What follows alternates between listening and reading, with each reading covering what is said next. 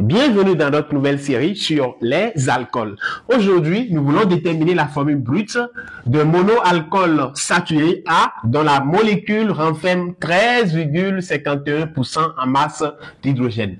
Pour commencer, nous allons d'abord interpréter chaque information.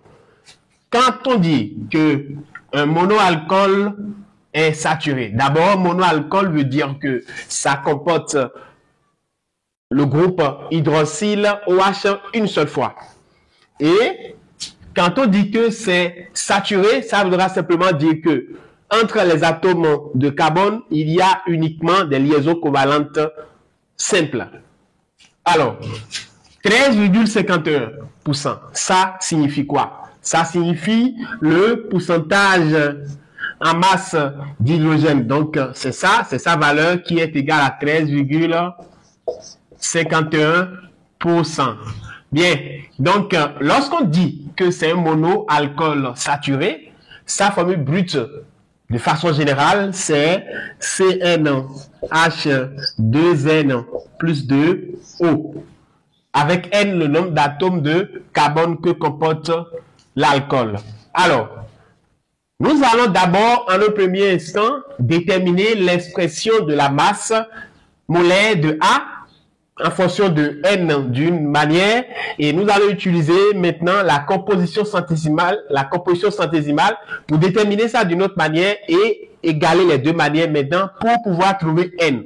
Parce que dès qu'on a N, on pourra aisément déterminer la formule brute. On commence. Donc, lorsque nous avons cette formule brute ici, nous allons déterminer maintenant la masse molaire de A. Donc, ça va faire ici, grand terme de CnH2n plus 2O. Alors, lorsque nous avons ça, pour calculer la masse molaire de ça, ça fait le nombre ici N fois grand terme de C plus tout ceci, c'est-à-dire 2N plus 2 ici, fois maintenant grand terme de H plus maintenant, ici, comme on a rien ici, ça veut dire que c'est 1. Donc, ça fait 1 fois grand terme de O. Donc, le principe, c'est d'utiliser à chaque fois le nombre de fois qu'on a l'atome multiplié maintenant par la masse molaire de cet atome. Et faire l'addition pour trouver maintenant la masse molaire de la molécule. Donc, on commence ici. Grand terme de C, ça fait 12. Donc, ici, on a 12N.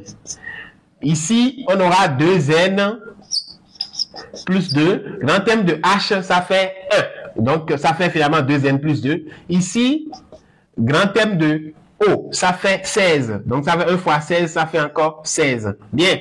Nous allons maintenant regrouper 12N plus 2N, ça fait 14N. Plus 2 plus 16, ça fait 18.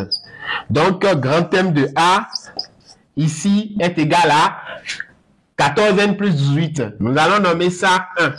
Ici. Donc, ceci, nous allons nommer ça 1.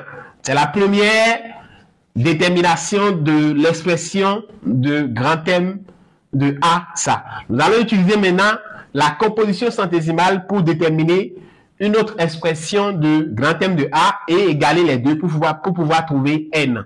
Alors, on continue. Donc, maintenant, c'est le tour de la composition centésimale.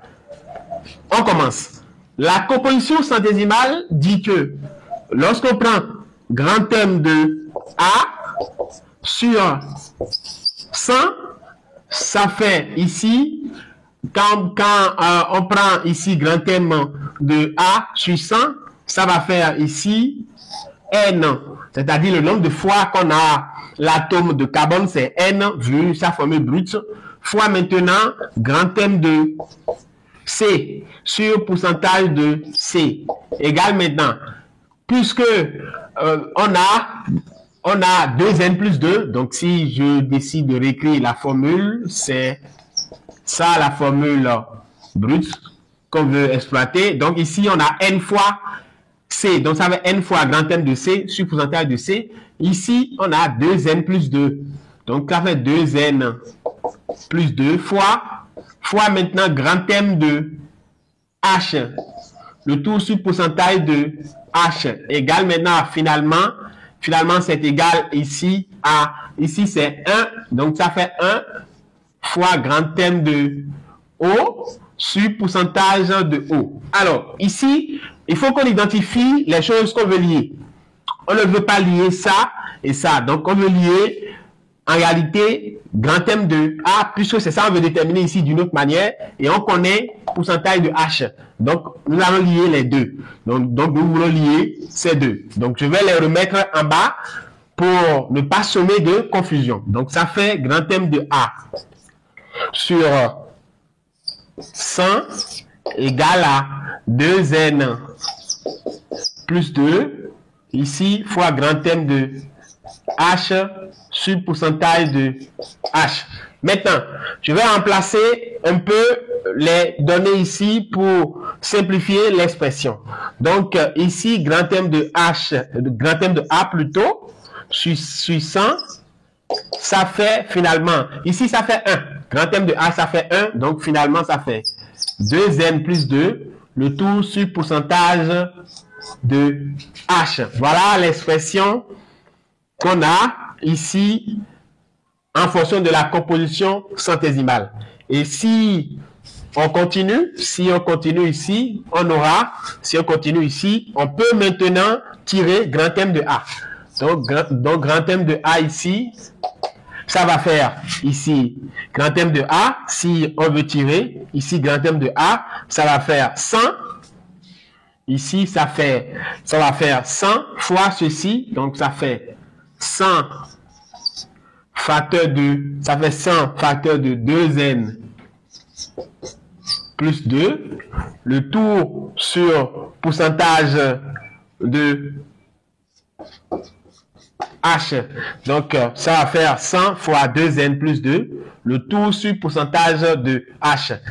Alors, ici, je vais remplacer un peu. Ça fait 100 facteur de 2N plus 2 sur pourcentage de H qui fait 13,51. Et si nous calculons bien, ça va faire 7,4 facteur de 2N plus 2. Donc, grand M de H, de A plutôt, voilà ce que ça donne. Et nous allons travailler un peu cette expression pour voir ce que ça peut donner finalement. Alors, on continue. Alors, nous allons continuer la transformation de cette expression. Nous allons maintenant développer. Donc, 7,4 fois 2, ça fait 14,8 N. Plus maintenant, 7,4 fois 2 aussi, ça fait 14,8. Donc, grand M de A ici, voilà l'expression que ça donne. On va nommer ça 2. Alors, nous avons deux expressions différentes ici de grand M de A. Donc, on sait que c'est toujours la même masse molaire. Donc, si on tient comme de 1 et 2, donc de 1 et 2, on a finalement de 1 et 2, on a finalement ici, donc je peux mettre ça ici en même temps, 14,8 N plus ici 14,8 égale finalement ici à 14N plus 18 ici. De 1 et 2, voilà ce qu'on a. Donc ça veut dire que ça égale à ça. Ici. Donc, ça veut dire que ça égale à ça. Et si ça égale à ça, nous voulons maintenant tirer N. Comme nous voulons tirer N, nous allons regrouper les expressions qui ont N dans un seul membre. Donc, comme il y a 14N ici, je vais ramener ça ici. Ça va faire 14,8 N. Je ramène plus 14N ici, ça va faire moins 14N. Alors, égalité ici, parce que je vais devoir amener ça de ce côté. Donc, il y avait 18 ici. Donc, ça va faire 18 ici. Ça va faire 18 moins 14,8. Alors, si le calcul est bien fait, de ce côté, on aura 0,8 N, alors que de ce côté, on aura simplement 3,2 ici. Alors, si on a 0,8 et 3,2 ici, et on décide maintenant de calculer en réalité notre n ici. N va faire ici maintenant 3,2 sur 0,8.